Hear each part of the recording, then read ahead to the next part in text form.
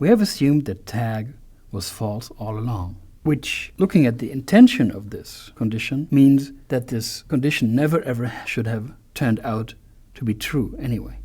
With the eyes of Sherlock Holmes, however, we would immediately deduce that this condition can only hold when the first clause is true. That is, C was a double quote.